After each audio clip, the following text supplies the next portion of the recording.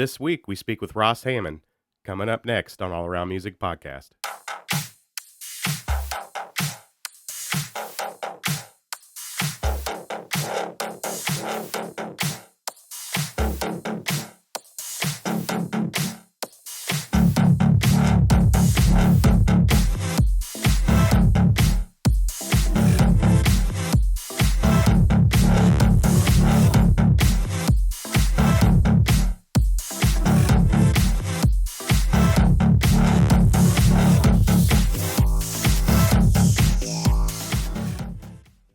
What's up? Welcome back. Back at it. We're back in the studio again. Oh, yeah. Ed Gain. No, don't bring that up. Not a cool dude. No. Just in advance, I apologize. I'm still getting over a cold I had during the week. Oh, yeah. I forgot about that. Yeah. I don't know where the hell that came from. Summer Fever, colds everything. It's the worst, I think, in the summer to get a cold. Oh, my God. Because it's always, like, hot and muggy outside. Yeah. And you're all stuffed up and you're sweating. And you're like, I can't breathe. It's just terrible. I'd rather be sick in the winter. Yeah. Yeah, because in the winter, it makes sense. Well, that too, But when you have, like, a fever and everything in the summer... the heat doesn't help, like... No, you're pretty sure it's death. So, yeah. I'm a little stopped up, so some words I can't really enunciate right now. That's all right. So if, it sounds a little weird, that's why. If I sound like an idiot. Yeah. Yeah, pretty much. That's all right. It hasn't been my week either, bud. No, universe has been a real dick lately. Well, yeah, yours either. Your car broke. Yeah. My bike's broken. Yep. So that's things we don't Everything's wanna deal breaking with. down. Yeah, it's terrible. Like, yeah. the motorcycle broke right at the beginning of riding season. Thanks, That's world. tough. You're like, I just want the wind in my face. I want I want to swallow some June bugs. it. Yeah, I don't know about that. But You hungry, man? Nah. Swallowed a big June bug on the way over here. Oh, yeah. It's no fun. No, it's not. And paying for it, I think, is the worst part. Yeah. Stupid money. I took it in and asked he told me about what it was going to cost to fix what I thought was broken. And he's like, oh, it'll be about $3 something. I Ouch. go, that sucks. And then he calls me a couple hours later and he goes, I got your bike up on the lift and taking it apart. And it's looking a lot worse. Yeah. I'm like, great. Damn it. And he goes, you can come by and see what I'm talking about. Because I didn't really know what he was We're going to have to put her down. Yeah, yeah, I might as well. Right. And he's like, I can show you what I was talking about. So I stopped by there and he goes, he has these 2 pieces in his hand. He goes, these shouldn't be 2 pieces. Like, oh. He goes, you didn't hear anything knocking around in there? I go, no. It sounded fine to me. No, but So, deep down you're like, shit. I really didn't. That's it must have broke real quick, but I don't know. Yeah. I was driving and my back tire locked up. I needed to get the brakes changed for a while, but you know how money is. Some days you got it, some days you don't. And you just don't want to put it into things like that. Right. Plus, it's the only vehicle, so how am I going to get to work? And Yeah. But, yeah, it. I took it. We had to take the wheel off, and we looked in there, and the brake pad was like breaking apart, That happened to me once. or what was left of it. That happened to my truck, my old truck I had. Except for the brake pads fell off of out of the caliper. Like they snapped in half and fell out of the caliper, and then the caliper shot that little piece that pushes the brake pad. It like popped out of the caliper or something, and all the brake fluid leaked out. So then I couldn't stop. So I'm just coasting down the road. No brakes. See, the problem is I couldn't go, and the problem was you could go but couldn't stop. Huh. So we took that out of there. Yeah, it was a pain in the ass. Everything was corroded. All the calipers, brake lines. I found that the parking brake, like the e-brake, wasn't even connected. You just had it pulled the whole time. Yeah, it just wasn't even connected the whole time. Oh. At least you didn't have it on the whole time. Yeah, well, that's what I thought it was. I thought maybe it got stuck. Yeah. But yeah.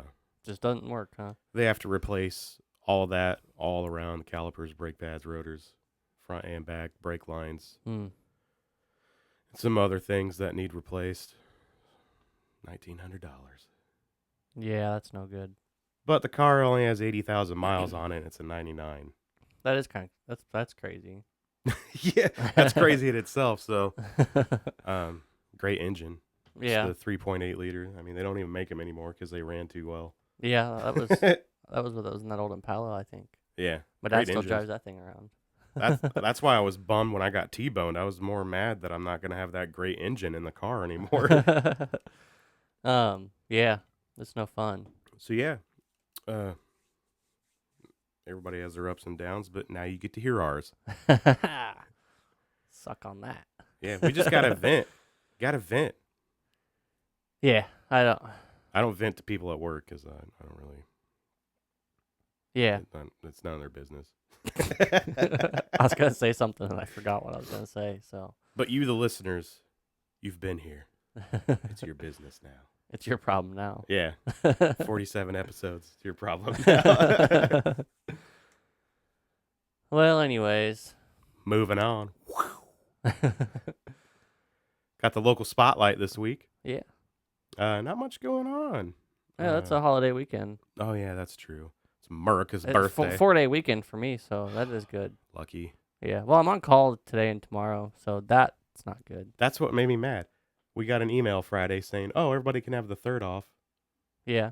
But we can't because we're the newspaper. But they'll just work it in to where we can just take it off whenever we want. Why'd they say you could have it off then? Well, since we're on the production side. Oh, like they were sent that to like company-wide or something? Yeah, it's company-wide. Everybody gets an extra day. Basically, it's just an extra PTO day.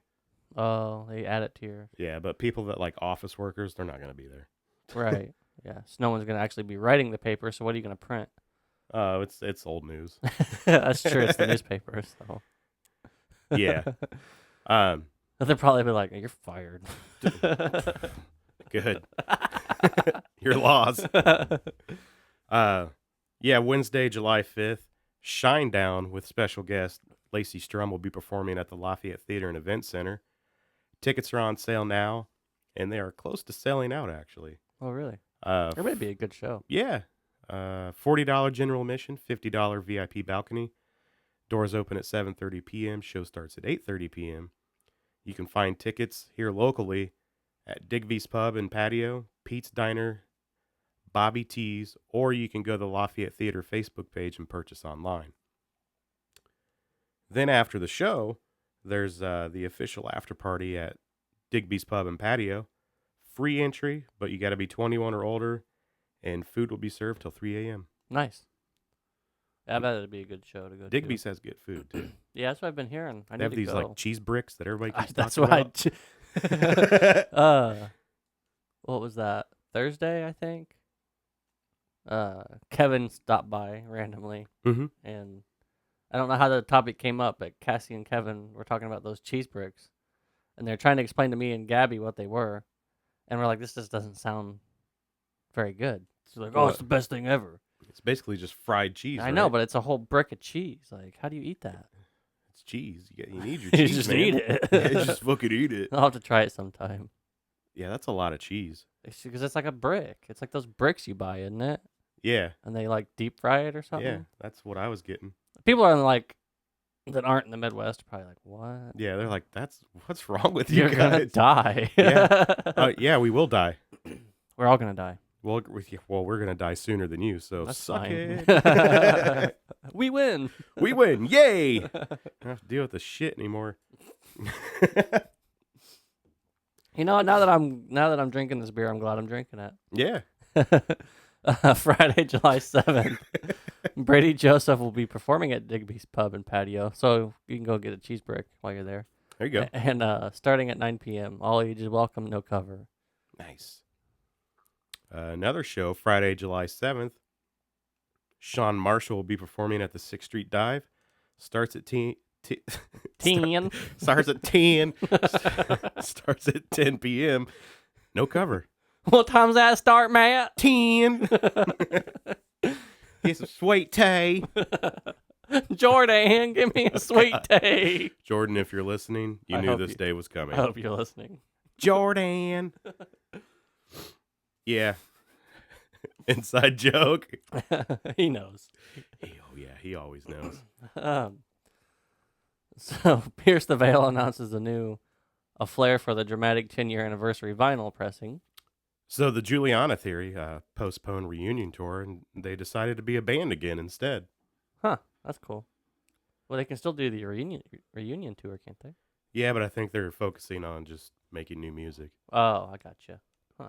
Yeah. Dave Rosser, Afghan Wings guitarist. Wigs.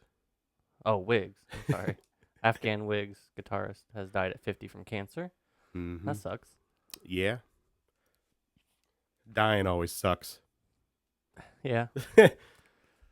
Got some upcoming tours. Nice. Danzig announced a fall tour. They'll be in Chicago at the Riot Fest September 16th. Oh, Danzig. The Devil Wears Prada announced a headlining tour this fall with Veil of Maya. They'll be in Chicago at the Bottom Lounge November 4th. That'd be sweet. Yeah, it would. Straight jacket and gold watch.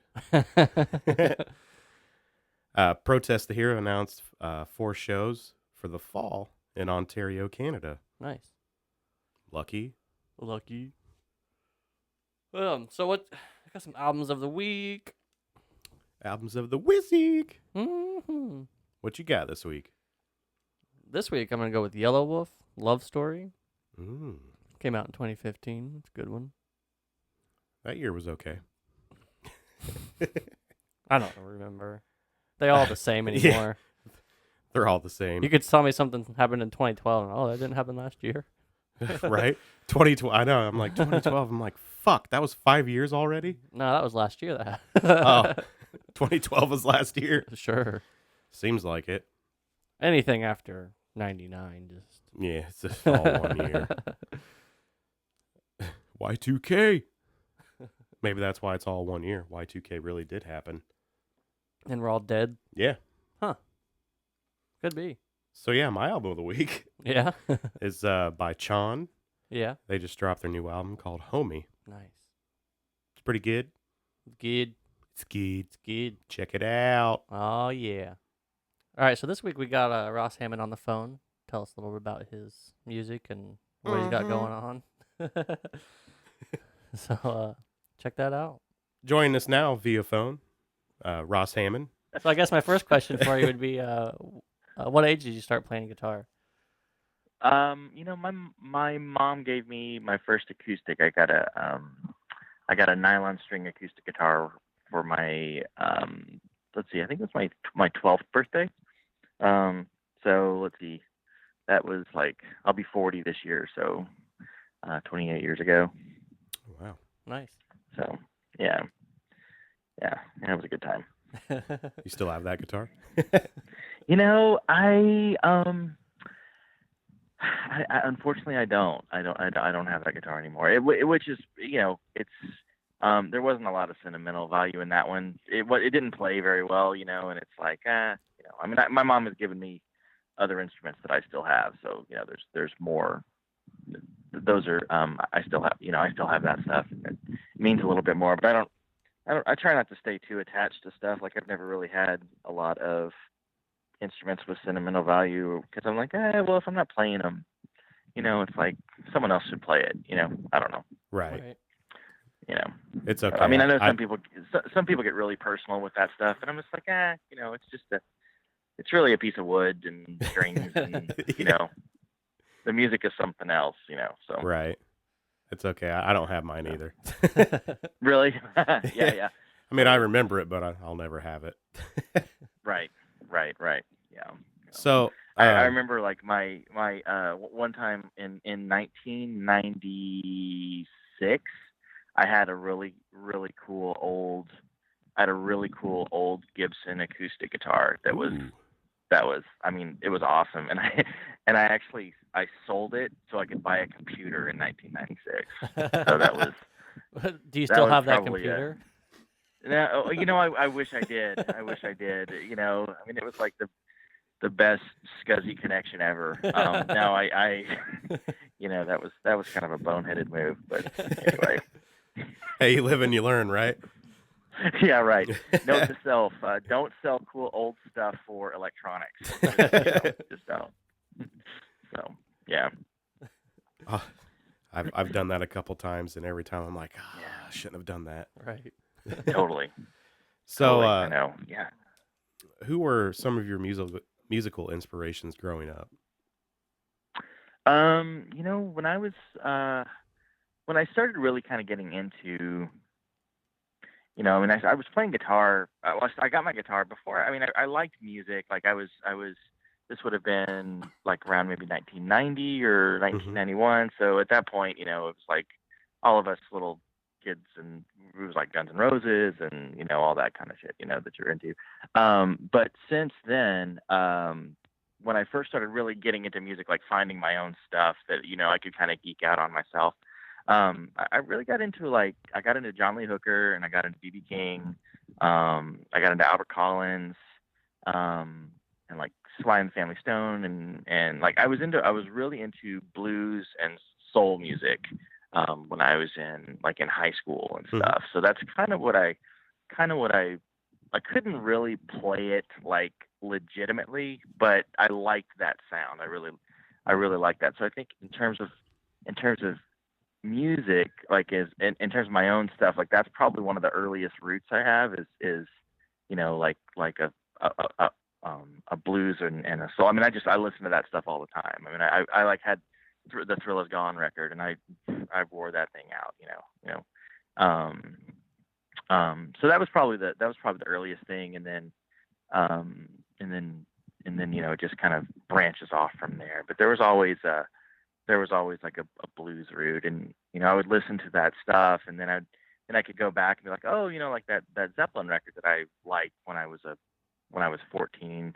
It's like, oh, I totally see.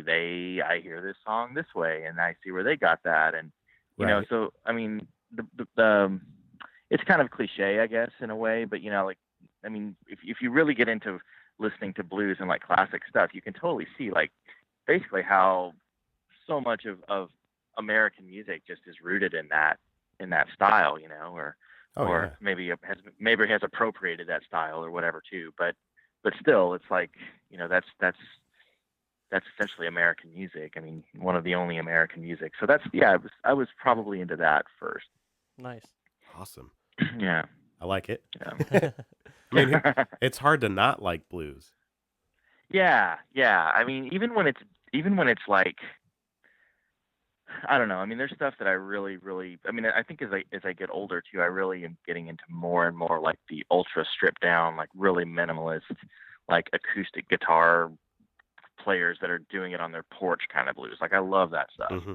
I could listen to that all day. But even when it's like, you know, when it's the the doctors group and the nice part of Sacramento, and they're playing at the county fair, and it's like, dude, you guys are so far away from the freaking blues. Even when it's that, it's still pretty good, right? I mean, it's um so that's the beauty of the music, I think. Right. You And know. Uh, so much has come from the blues because blues, mixed with country created rock and roll. there you go. There you go. Yeah. So it's like a Elvis, staple right? of music. Yeah. Yeah, totally. So yeah, so I think looking back, that I was really, that was probably the first stuff I was really into, where I knew, where like I was into it kind of by myself and maybe one or two other friends, but it wasn't like a mass thing, like like everybody was into Motley Crue, Dr. Feelgood in like 1990, or something, Right. and right. I'm still So into so that. this was kind of, yeah, right. I know. Um, but I think that was like my first thing that I was like, I felt like that was mine. Like I had kind of tried to discover it, and would go to the record stores and try to look in the blues section. That was kind of a big and important thing for me. And my dad really liked blues too, or really still does. So that was kind of something that we could do also, which was kind of fun. Nice. Awesome. Yeah, Um, yeah, so do you have like a certain process when it comes to your music you write? yeah.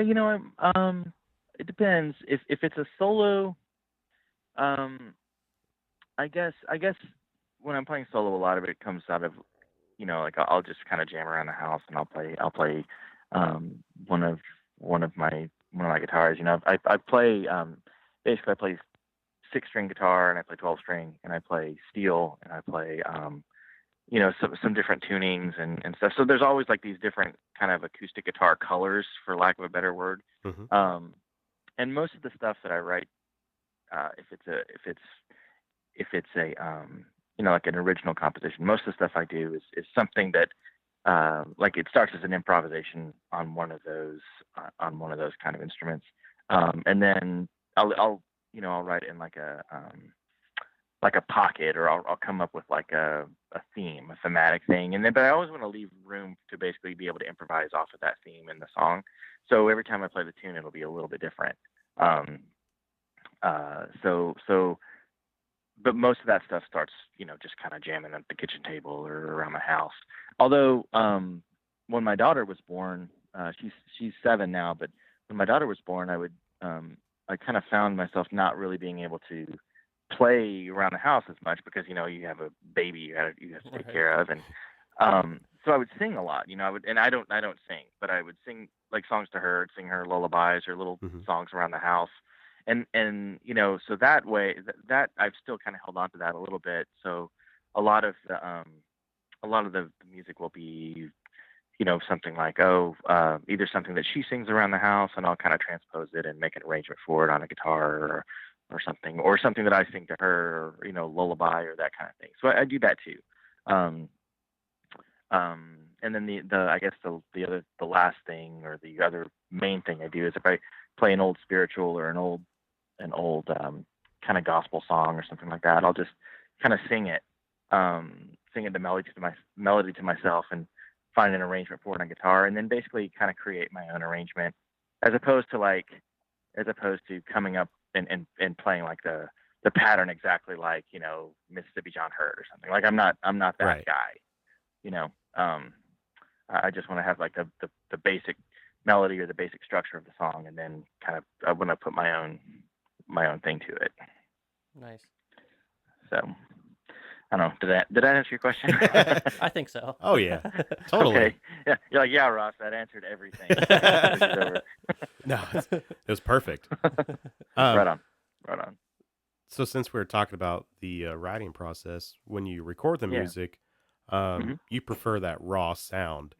Can you explain to everyone why you prefer that sound? I totally get why people want to sweeten recordings. I mean, that, obviously you want to try to make it sound as good as you can. But to me, it kind of just goes back to being like, to just trying to be real stripped down and real minimalist. And I want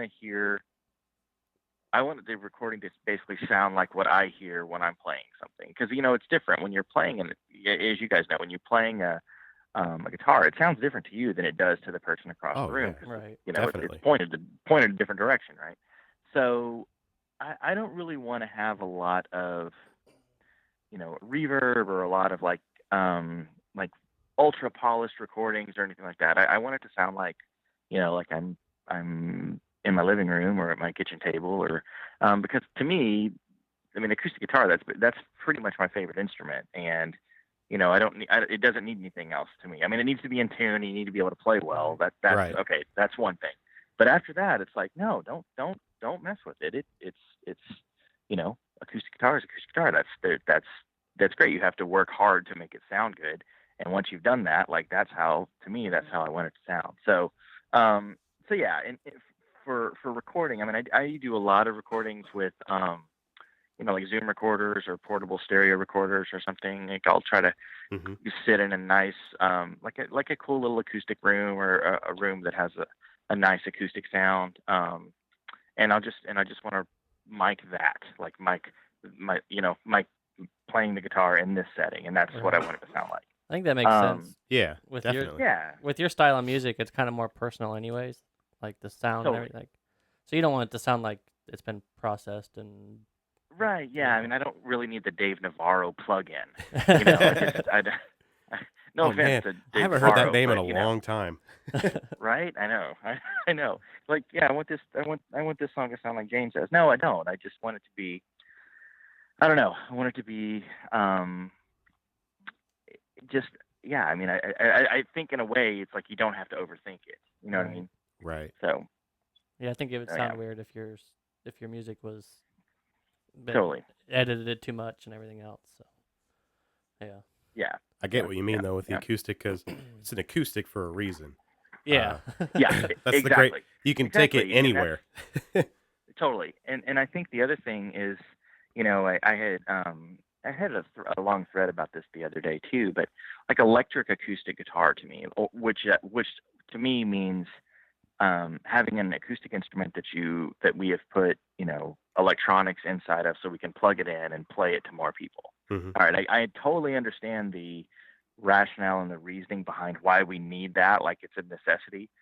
That being said, I hate that sound. Like I cannot stand it. It drives me crazy. Cause I'm like, wow, ultimately that's why they made electric guitars, right? So more people can hear it, So it's like, okay, you can have acoustic or you can have electric, or now you can have a really, really funky sounding acoustic that's just loud and doesn't sound. So I don't know. That kind of goes into that same,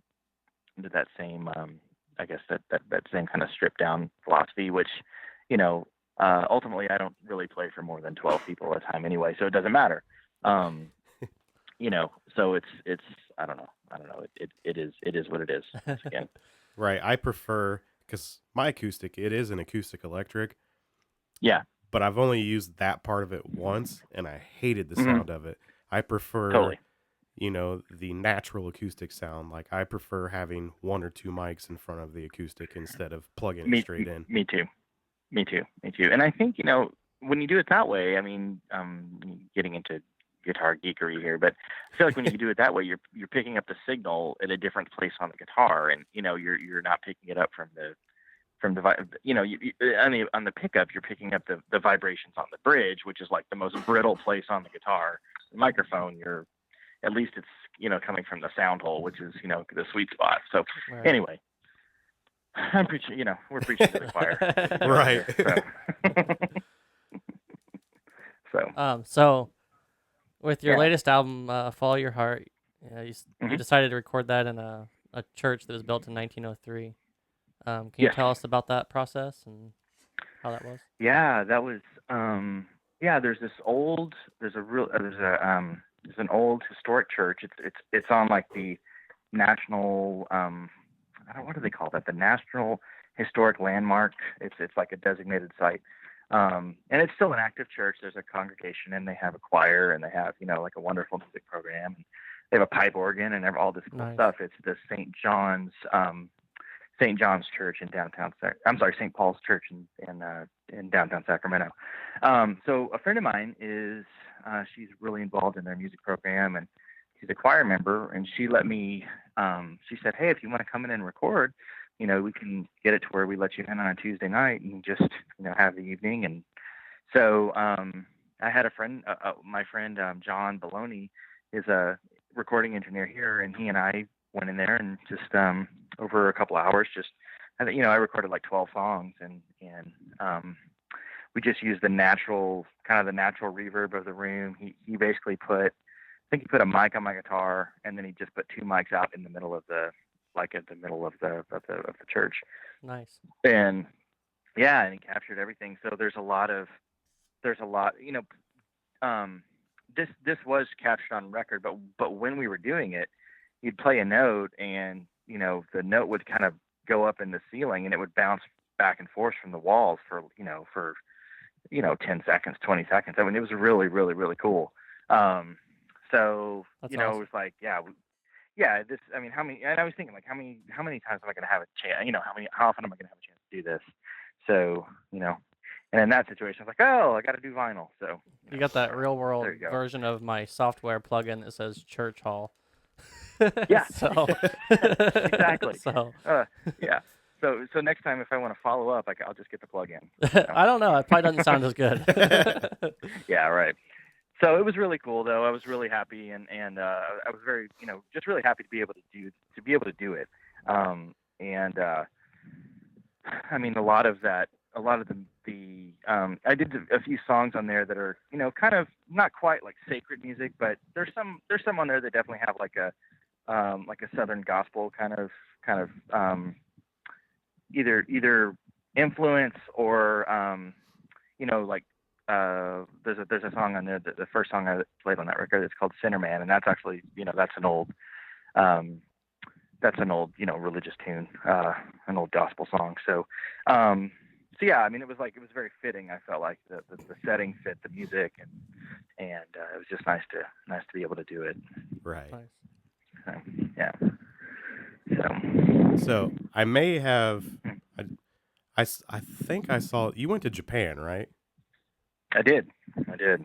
Okay, that's that's what I thought. It was earlier this year, wasn't it? Or was it I went in October of 2016. Oh, okay. Yeah. So almost not quite a year ago, about like 8 months ago. Right. For some reason I thought it was like February or something, but how'd that go? Was that awesome or what? Oh, it was amazing. But it was my I got booked over there for like a week at different places in Tokyo and Yokohama, and my wife and I, it was our wedding anniversary. So okay. So we were just like, hey, let's blow our money and let's go to Japan. we were buying our tickets and we were just like, hey, we should take our kid, right? And so yeah, it turned out we were all able to go. We got we got a little bit of we were able to make it work, and I worked it to where we basically stayed an extra week after the my week of gigs was up. So we were, we had basically like a family trip right after that, and it was amazing. I mean, I met some new friends, but I also had some friends in Japan that would show us around, which is, in a place like that where it's the other side of the world. I mean, it's a good thing to have is definitely. People that can show you where to go and where to eat and like how to use the train and all that. But yeah, it was just so cool. I mean, I just basically brought. I have this cool guitar that's called a Voyage Air guitar, and it's an acoustic, but the neck folds down, so it like basically folds in half. And you just pull the neck up and you lock it on and you leave the strings on all the time. It's like you don't have to assemble it. It's still assembled. It just basically it's like on it's on like a hinge and you just lock it into place. So I just took that. That's all I brought. I've never heard of anything like that. They're super cool. They're very cool, and it's a nice sounding instrument, and so it comes and it fits in a backpack. So I brought my backpack and with my guitar in it, and my daughter's comic books and all that, and right. We just it was totally like Vagabond in a way. It was fun. It was a lot of fun. That's awesome. So hopefully one day we can go back. But Japan was a great time to go because it was like late October, so we were able to avoid like all the election stuff. Oh yeah. Like we just stepped into another world for like 2 weeks, which was awesome. Nice. And it was like peaceful, and even in the middle of Tokyo, we're walking around and it's like, it was like, wow, this is so refreshing, and so I don't know. I mean, it was so cool that we were all depressed to come home. It was, That's how you know it was a good vacation, right? Yeah, exactly. So yeah, it was really nice, and it was. I mean, we were really just kind of lucked out to be able to take our kid at that. I thought it was, at that age, it was a good time to be able to take her too, because right. She would have been in a classroom, and it's like, well, you can stay in a classroom, or we can take you to the other side of the world. So, will you, so that I'm glad that worked out. Right. So, so then onward after that. So you have this idea called the Acoustic Sanctuary Project. Can you tell us a little bit about that? Yeah, so I have I use Bandcamp a lot. I really like the Bandcamp format and the service. So I've set up this thing on Bandcamp that you can subscribe to artists. You can have like your own subscription service. I think it's, there's like Patreon and there's other things that are similar where you can, fans or people that enjoy your music can subscribe for a special project, or so could pledge to a special project or whatever. Mm-hmm. So what I'm doing on this is I've set it up, and it's an annual. If someone likes it, they basically pay like $20 for a year, for a whole year, and I'm taking I'm just going out and making field recordings at different places. Uh, like on the west right now it's on the west coast, but if I go somewhere and travel somewhere and it's a nice acoustic setting, I'll set up and I'll record a little bit there. But what I do is I make like maybe a 20 or 25 minute field recording just on location, Mm-hmm. and I'll take photos and I'll take video of where it is, and I'll kind of put it all together, and I'll release one of those every month.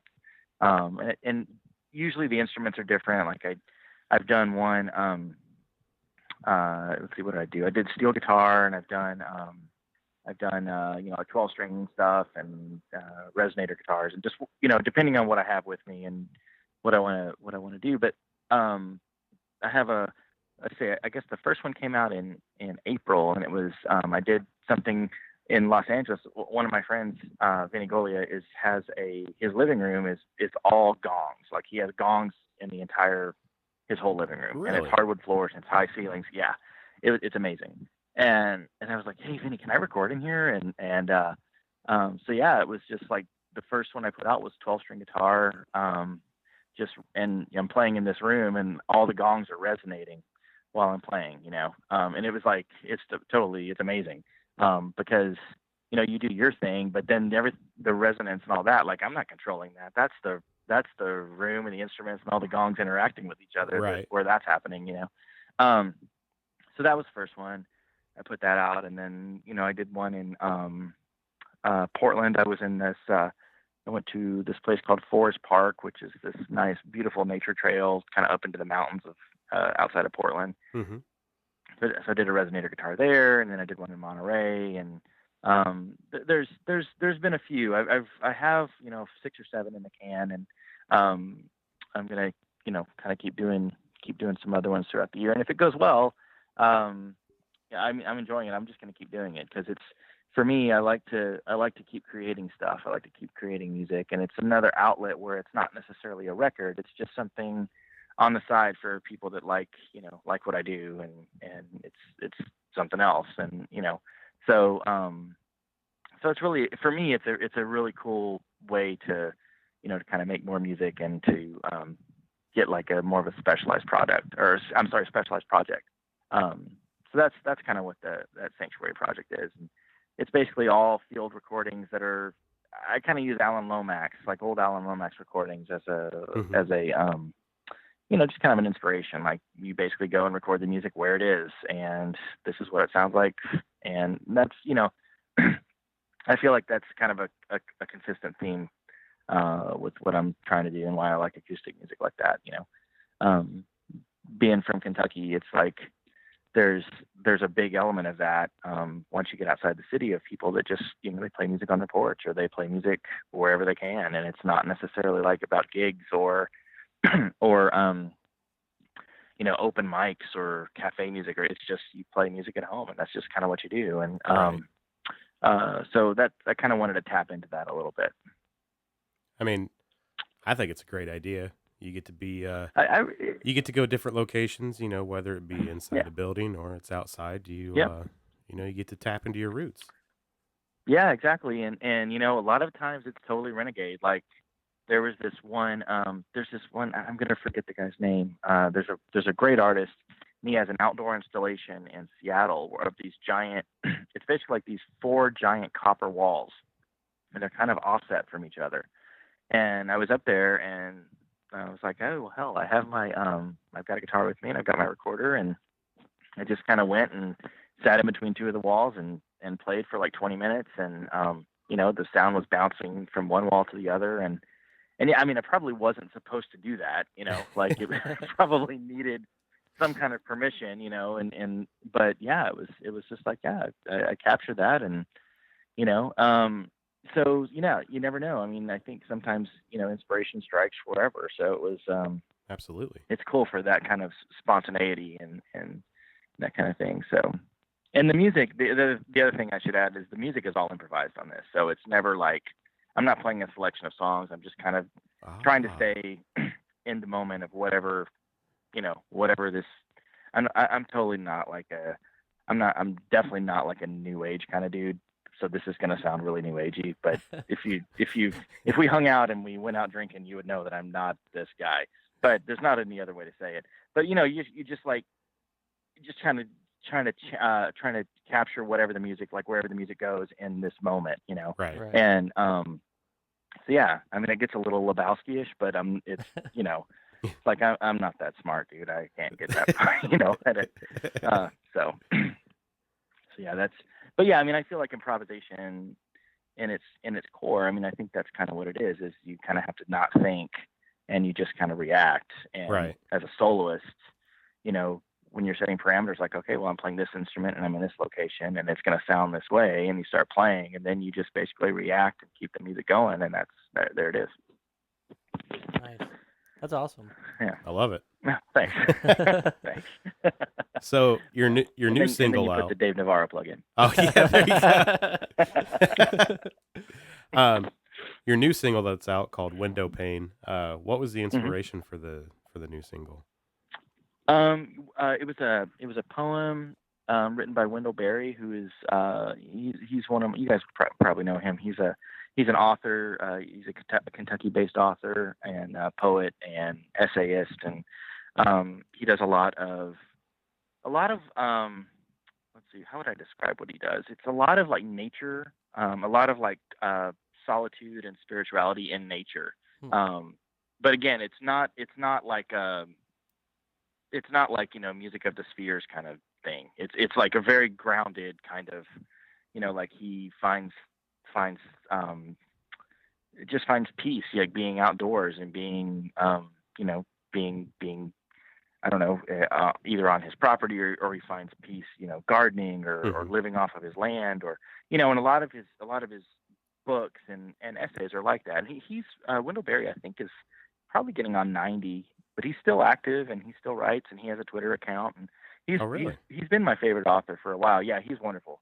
So I wrote this song called Windowpane, and it's based on him. And I believe that the poem, I think I might be getting this mixed up, but anyway, he has a poem that's basically like this, where it's basically saying, like, looking out of his window, and you can, like, the way I take it is, any window you look out, like, you can see all the wonders of the world just by like this one little frame that you're looking out at, if you look close enough. And yeah, that's kind of what that's why I titled the song that, just after that. And I feel like his words and his the way he uses language and stuff, it's very grounding for me. I mean, maybe that's some of it is also, we maybe come from a similar kind of place, but like a physical place, like, coming from the same state and all that. But right. But yeah, I really enjoy his stuff. So and I think, a lot of people know him, but I feel like in a way he maybe doesn't get as much like he could be wider known, and maybe after his after he's passed away, he'll be more of a figure. But yeah, I really like his stuff a lot. Awesome. So, yeah. So that was really all we had for you. Hey man, no, that's great. Thank you. I could talk about this stuff all day. So Right. You'd be like, Ross, please shut up. No, not talk at all. about IPAs or something. Or So don't get me started on IPAs. So what is the IPA? Do you guys have one and have a few in Indiana that you like? Or There's are you like specifically from Indiana, or like stuff that yeah, well, maybe, or just whatever you guys like. Oh yeah, there's a brewing company down in Indianapolis called Blackacre Brewing Company. And they have this IPA called Saucy Intruder, and it's cool. It's so good. My brother's wife, her brother works there, so every time he comes up, we're having like a get together or something. He'll bring up a little mini keg of it, and we'll just go to town on it. Cool. Saucy Intruder. Okay, good. Well, I will be back in. I'm working on it, but I'll be back in through Lafayette in September. So I'm sorry, in October. So I'll keep an eye out for the Saucy Intruder. Awesome. Yeah, I think it's finally starting to hit shelves here in Lafayette. So Cool. I know there's a pub down here, Digby's Pub. They have it. So I think. Oh, cool. Okay. Yeah, they have it in the can. They don't have it on tap, but it's still pretty good. Right on. I remember the last time I was in. I went through Lafayette last year. My dad lives in Lexington, Kentucky, and he if I go anywhere on tour near Lexington, he'll usually drive with because he likes to go and we try out the local beers and all that kind of thing, and it's a fun time. But so in Indiana, apparently, what is the law there? There's a law that he and I went into. We tried to get beer to after the gig to go back to our room with or whatever, and we went into like a Rite Aid or a CVS, and they had it, but they didn't have anything cold. Does that sound familiar? Oh yeah, they don't sell cold beer in grocery stores or anything but a liquor store. You can't buy it on Sunday. Okay, that's what it was. And I've never seen my dad more pissed off than that night. Oh, we feel his frustration. Trust me. I think there's a time too, like isn't it like after 3 a.m. or something? Yeah, you can't buy beer after 3 a.m. in the grocery stores or the liquor stores. Yeah. Wow. It's You terrible. have to wait till 6 a.m., I guess. Okay. I think it's 7 a.m. you have to wait till. Wow. It's terrible. Yeah. Wow. They're suppressing our drinking. Yeah, man. Well, that means you guys have to run for office, and that could just be your platform right there. Free the beer. Yeah. That'll get you elected alone right there. When we were 21, we'd drive to Illinois to get beer on Sundays. Oh, right on. Yeah. Yeah, man. Everywhere has something like that, but yeah, it kind of blows your mind, Yeah. Oh. Yeah, you come here and you're like, what? What is he this? Was like, he's normally a relatively, peaceful person, but I was just like, oh my God, I've never seen so red, sir. Don't mess with a man's beer. That's right. Well, we ended up buying a bucket and a bucket of ice, and then a 6-pack or 12-pack or whatever, and just. He made it a point to put the ice in the bucket and the beer on the ice before we checked out. Like he was making that was the night, And so, that's awesome. So yeah, road tripping with Pops. There you go. Always a good time. Totally. Yeah, the stories are better than the actual. It's better than the actual gigs. Right. So there you go. Yeah. Well, no, hey, thank you guys so much for this. I really appreciate it. Yeah, absolutely. Glad to finally talk really to cool. you. And no, thanks for that, and thank you for the continued support and the shout outs and stuff. I really appreciate it, and it's great. It's great to have friends. Yeah. Oh, definitely. Let us know when you come to Indiana, and maybe we can come see you or meet up or something, or both. Yeah, that's good. Well, thank you, gentlemen. Have a good rest of your weekend. I'm emailing you right now. All right, you too. Thanks, man. Thanks for taking time. All right. Cool. Take care. Bye.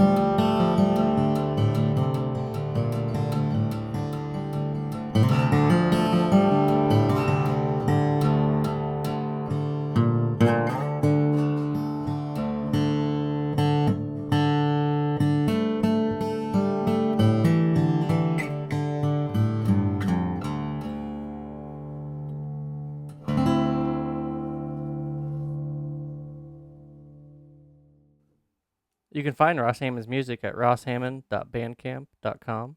He's also on Facebook, Twitter, Instagram, and iTunes. Head on over to his Facebook page, give him a like, and be sure to hit those follow buttons on Twitter and Instagram. And yeah, just support him. He's a great artist. So Definitely. That's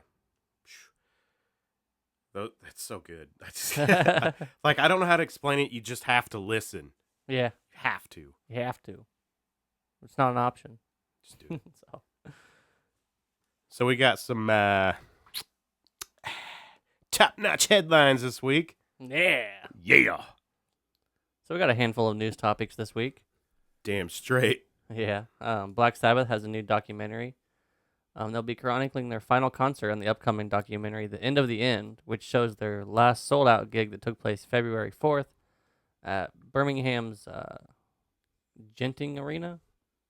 The film will screen over 1,500 cinemas worldwide for a special one-night-only event September 28th. That'd be sweet. It's pretty cool.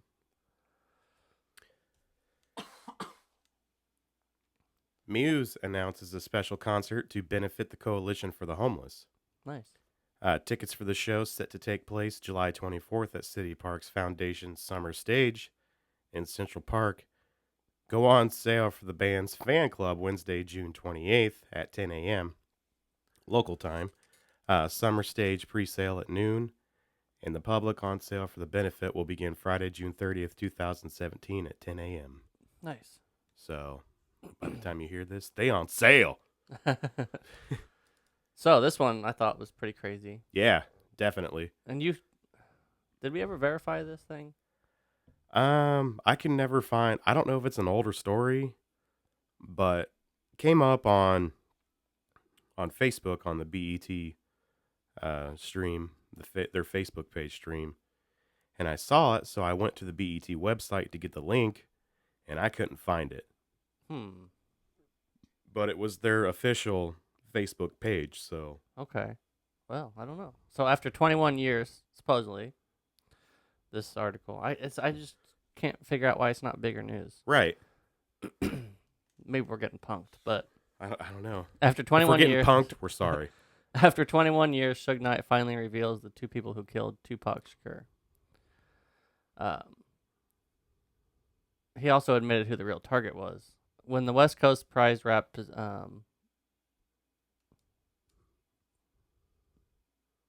When the West Coast Prize rap possession, Tupac Shakur was murdered in September 1996, riding passenger side with the leader of Death Row Records, Suge Knight. The world bore witness to one of the hip-hop's most painful losses to date. But after 21 years of arguable statements, conspiracies, documentaries, debates, and finger-pointing, Knight has now stepped forth and disclosed the two individuals responsible for the fateful evening, September 7th, 1996. Several sources have reported that in an officially signed affidavit, Thaddeus Culpepper, Knight's attorney, wrote that the label CEO has known for many years that Reggie Wright Jr. and his ex-wife, Sharitha, I think, yeah, were behind the murder of Tupac and attempted murder of Knight. Wright Jr., the then head of security for Death Row Records, had previously been linked to Pac's death by a former LAPD detective, Russell Poole, along with Knight's ex-wife. However, Knight was the intended target of the shooting, as Poole believes the two conspired to murder him to gain control of Death Row Records. Knight seconds these claims as the salient points of the new Tupac assassination Battle for Compton documentary was what reportedly convinced him to disclose such classified information. Knight, who has been incarcerated since January 2015 on murder and attempted murder charges for a separate incident, has also long been suspected and accused of Pac's death due to inconsistent testimonies, one of which he suggested Pac faked his own death. The updated also claims that he has knowledge of those involved with the murder of Tupac, most spotlighted East Coast rival Notorious B.I.G. as well. If there's truth to Knight's claims, hopefully the latest reveal will move everyone closer to solving the cold case of the legendary rap prophet's death once and for all. So this is coming from Suge Knight. Yeah. Who recently, I don't know if you remember the video, He like ran over some dude with his car, and it was like all about the Straight Outta Compton movie. I yeah. think. It had something to do with that. So if this is coming from Suge Knight, I mean, is it viable information? Well, I think he's in prison for. I think he's pretty much in prison now for good.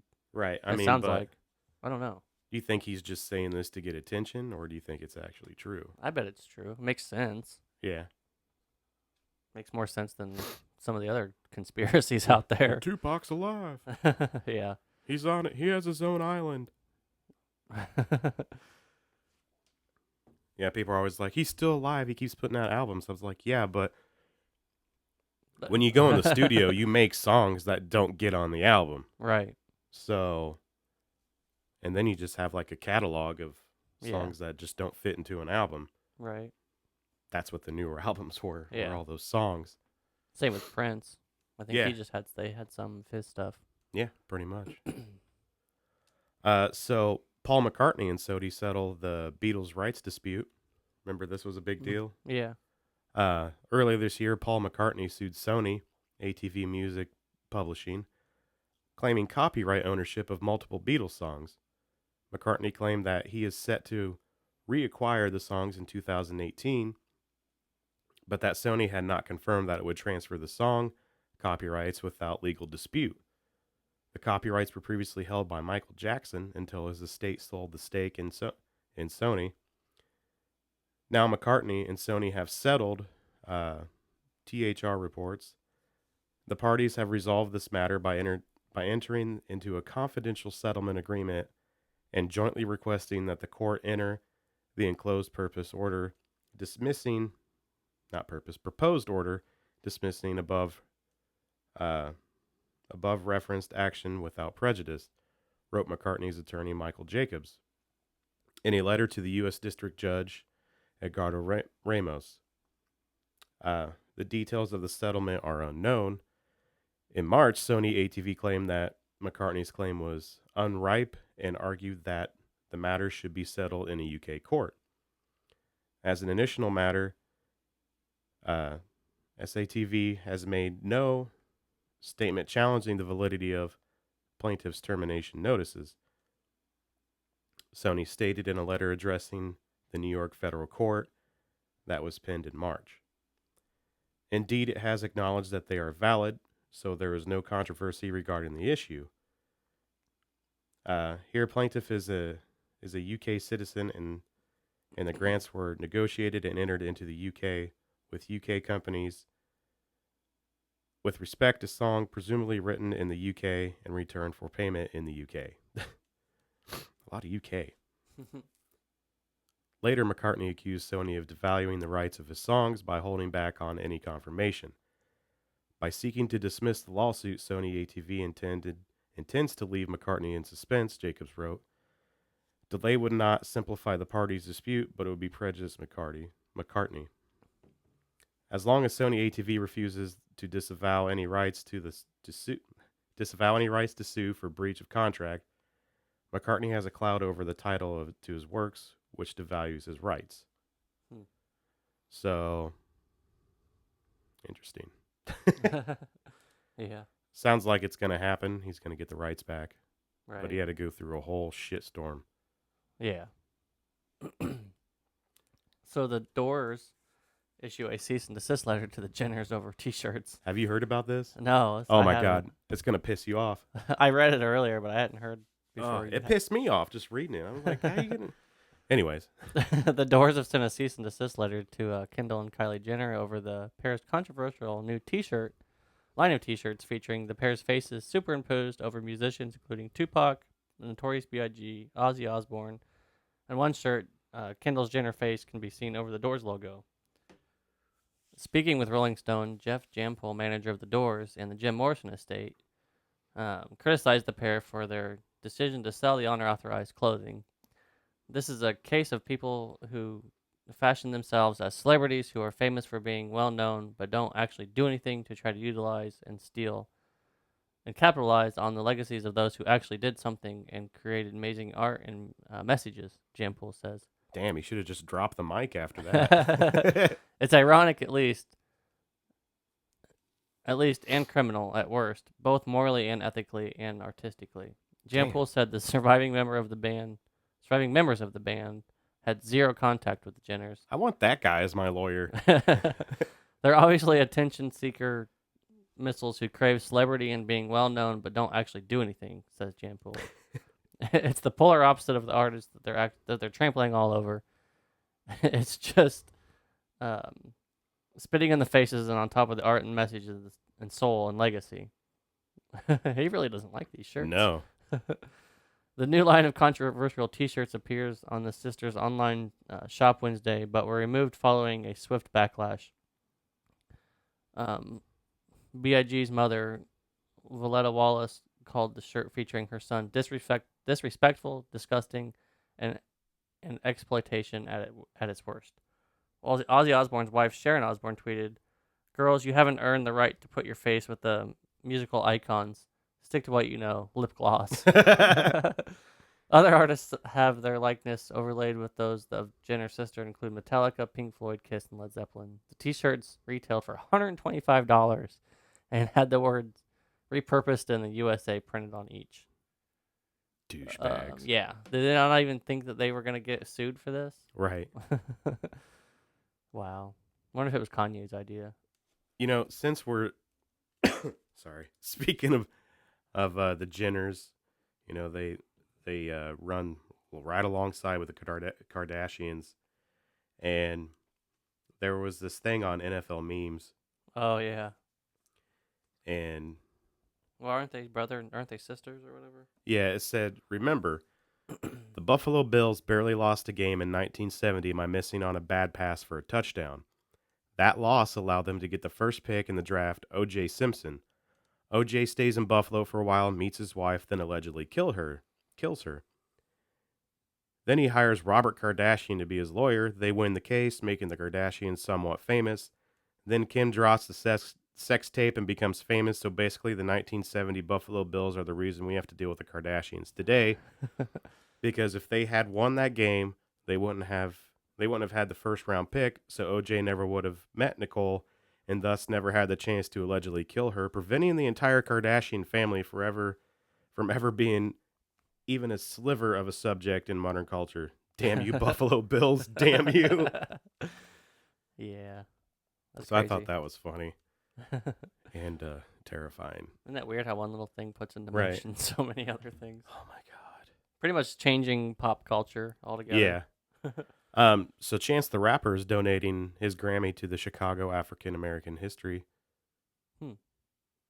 Last weekend, Chance the Rapper gave a speech during the Night of 100 Stars Gala at the Disabled Museum of African American History. Earlier this year, it was announced that Chance had been named to the museum's board of trustees. Oh, nice. Accepting the Trailblazer Award from the museum, Chance took a moment to announce that he was donating his 2016 Grammy Award for Best Rap Album to the museum, as the Chicago Sun-Times reports. Quote, I am so excited to not just hand in... What? Oh, God. I am so excited not to just work hand in hand with the African American History Museum, but we want to build it up. He said, we want to make it a staple of African American history, and that's why I'm proud to announce that I'll be donating my Hip Hop Album of the Year award, the first one to a black independent artist to the disabled. Chance won the Best Rap Album award for Coloring Book in the first year that streaming-only releases were eligible. He took home the awards for Best New Artist and Best Rap Performance. Nice. Go Chance. Yeah. Fire Festival co-founder arrested, charged with fraud. It was bound to happen. I was glad to hear this update. Right? As if the Fire Festival hadn't already gone up in flames, so to speak, things are just getting worse for the festival's organizers. In case you need a recap, the Fire Festival is a luxury music festival backed by rapper Ja Rule and was slated to be held on a secluded island in the Bahamas in late April. That all fell apart when the festival goers ran into a slew of problems around travel, housing, food, and pretty much anything and everything that has to do with having a festival. Yeah, they were standing in the middle of nowhere with their suitcases. Now, already in the wake of multiple other lawsuits, festival co-founder Billy McFarland has been arrested on counts of wire fraud, the New York Times reports. According to a statement by June H. Kim, U.S. Attorney for the Southern District of New York, McFarland allegedly presented fake documents to induce investors to put over $1 million into his company and the fiasco called Fire Festival. The New York Times writes that at least 2 people invested about $1.2 million into the 2 companies. Mr. McFarland repeatedly overstated Fire Media's revenue from bookings and his own wealth. A criminal complaint states that while McFarland claimed to have brought in multiple millions in bookings, the records actually show earnings of only $57,000. McFarland faces up to 20 years in prison, but is likely to receive a lesser sentence, according to the New York Times. No, of course. Yeah, he'll get hit with something, I'm sure. Right. After all this is I done. mean, how could he not? But Ja Rule's like, look, man, I'm out. yeah, I wonder if Ja Rule's getting it. If he's getting in trouble, or if he was I think all Ja Rule did was just backed it. Yeah. I wonder if he swindled Ja Rule. Could have.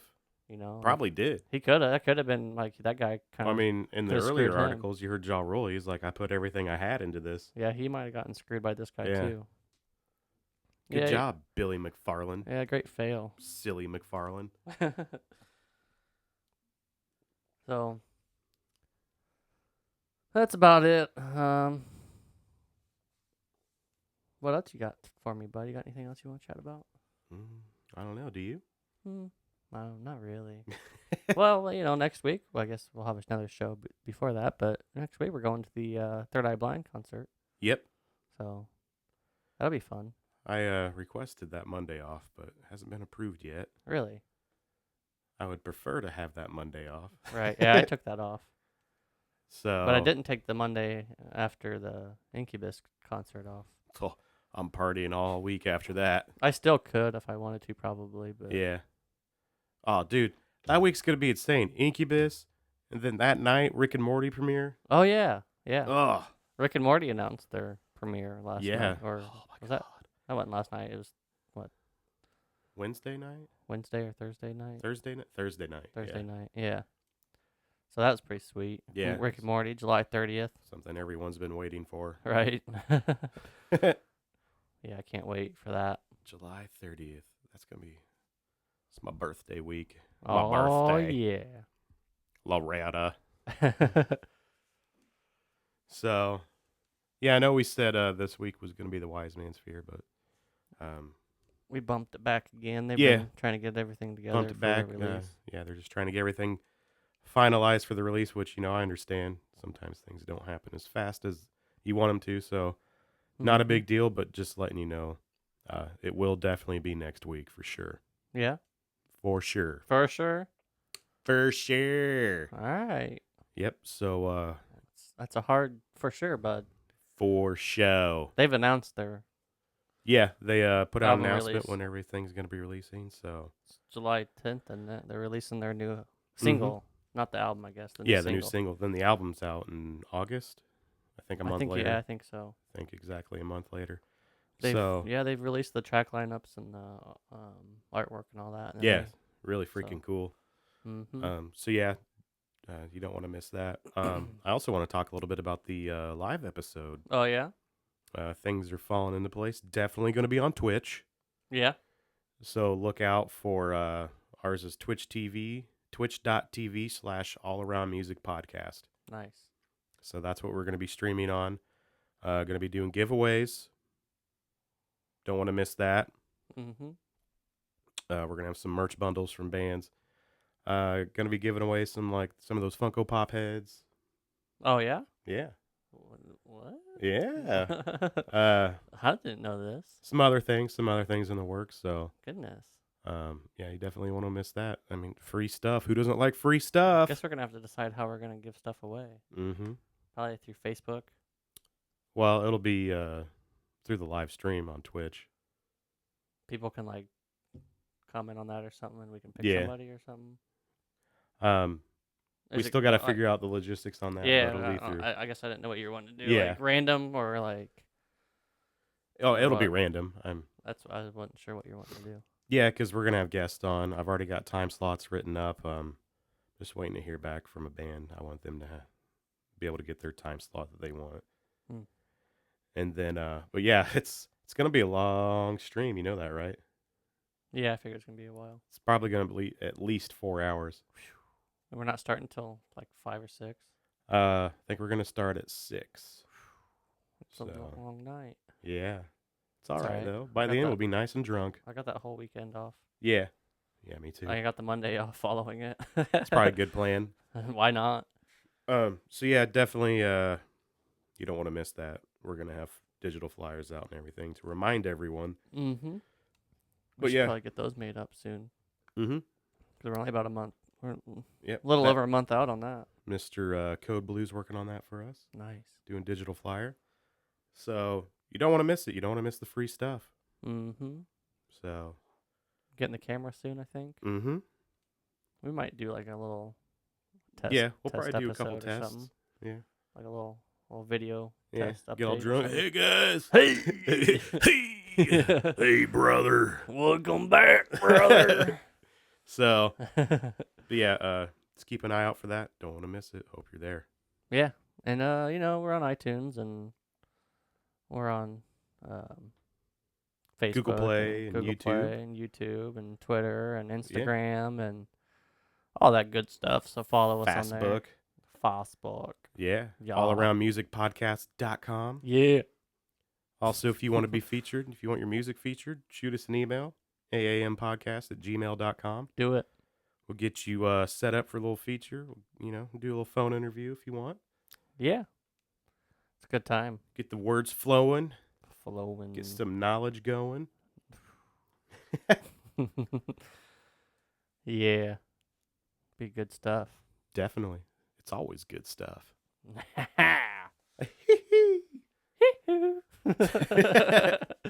Well, now it's just getting weird.